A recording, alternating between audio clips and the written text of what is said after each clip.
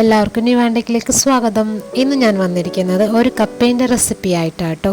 രാവിലെ തന്നെ ചേട്ടന് കപ്പയും പുട്ടും കഴിക്കണം എന്ന് പറഞ്ഞു. പിന്നെ നമ്മളൊന്നും നോക്കിയില്ല, നേരെ ആ കാണുന്ന പറമ്പിലേക്ക് വിട്ടു. ഇത് നമ്മുടെ തൊട്ടടുത്തുള്ള പറമ്പാട്ടോ. ഇവിടെ കുറച്ച് കപ്പത്തൈകൾ മാത്രമേ നട്ടിട്ടുള്ളൂ. അപ്പോൾ നമ്മൾ അതിൽ നിന്ന് തന്നെ കുറച്ച് കപ്പ എടുക്കാമെന്ന് വെച്ചു. അങ്ങനെ കപ്പ പറിക്കാനായിട്ട് ഇതേ ചേട്ടൻ പോകുന്നുണ്ട്, പിറകെ ഞാനും പോകുന്നുണ്ട് കേട്ടോ.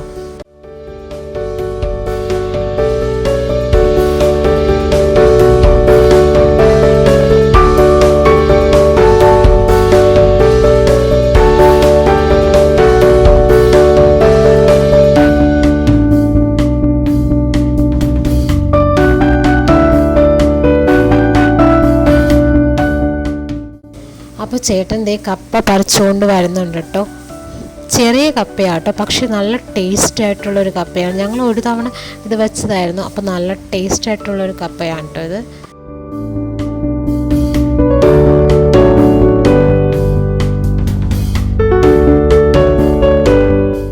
അപ്പോൾ ചേട്ടൻ ഈ കപ്പ ഇതിൽ നിന്ന് അങ്ങോട്ട് വിടിയിച്ചൊക്കെ എടുക്കുകയാണ്. ഇനി നമുക്കിതിനെ നന്നായിട്ട് വൃത്തിയായിട്ട് കഴുകി എടുത്തിട്ട് നമുക്കിതിനെ കറി വയ്ക്കാം കേട്ടോ.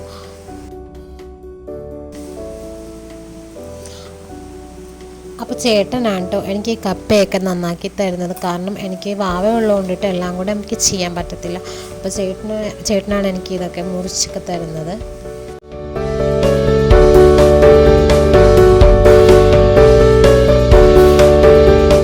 കൂടെ നമ്മുടെ നിവാം ബേബി ഇരിപ്പുണ്ട് കേട്ടോ.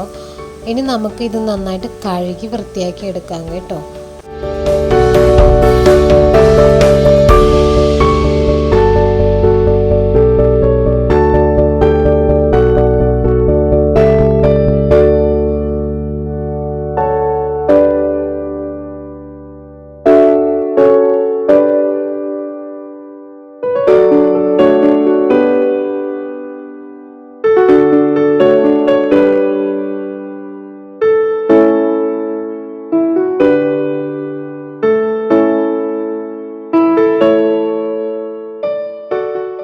ഇനി നമുക്കിത് താളിക്കാനായിട്ടുള്ള ഉള്ളിയൊക്കെ നമുക്ക് ചതച്ചെടുക്കാം കേട്ടോ. അപ്പോൾ ഞങ്ങൾ ഈ ഒരു കുഞ്ഞ് ഉരലിലിട്ടാണ് കേട്ടോ ഉള്ളിയൊക്കെ ചതച്ചെടുക്കുന്നത്. അപ്പോൾ ഒരു പ്രത്യേക ടേസ്റ്റാണ് ഇതിലിട്ട് ചതച്ച് നമ്മളെടുക്കുമ്പോഴേക്കും.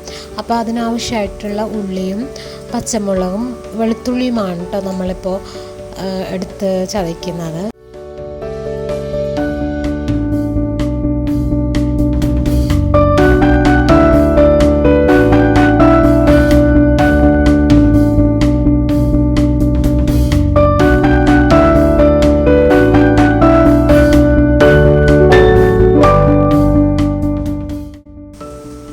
ഇനി നമുക്ക് കപ്പ വേവിക്കാനായിട്ട് കുക്കറിൽ വയ്ക്കാം കേട്ടോ. അപ്പോൾ കുക്കറിലേക്ക് ഞാൻ കുറച്ച് ഉപ്പും വെള്ളവും മാത്രം കേട്ടോ ഞാൻ ഒഴിച്ചിട്ട് വേവിക്കാനായിട്ട് വയ്ക്കുന്നത്. മഞ്ഞൾപ്പൊടി നമ്മൾ എന്തായാലും താളിക്കുമ്പോഴേക്കും ഇട്ടാൽ മതിയല്ലോ. അപ്പോൾ ഞാനൊരു 2 വിസിൽ വരെയാണ് ഞാൻ നമ്മുടെ കപ്പ വേവിക്കാനായിട്ട് വയ്ക്കുന്നത്. ഇപ്പം നമ്മുടെ കപ്പ നന്നായിട്ട് വെന്തിട്ടുണ്ട്, നല്ല ഫൈനായിട്ടുണ്ട് കേട്ടോ.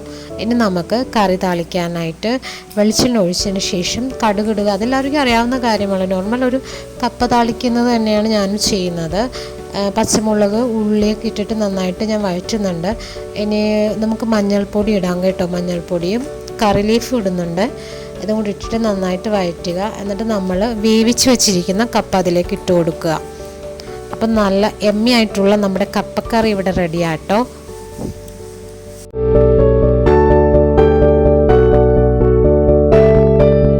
അപ്പോൾ ഞാൻ ചിരട്ടപ്പുട്ടാട്ട് ഉണ്ടാക്കുന്നത്. ഞാൻ നമ്മുടെ സാധാ ചിരട്ടയിലാട്ടോ പുട്ടുണ്ടാക്കുന്ന ഒരു പ്രത്യേക ടേസ്റ്റാണ് കേട്ടോ ഈ ഒരു ചിരട്ടയിൽ നമ്മൾ പുട്ടുണ്ടാക്കി കഴിക്കാനായിട്ട്.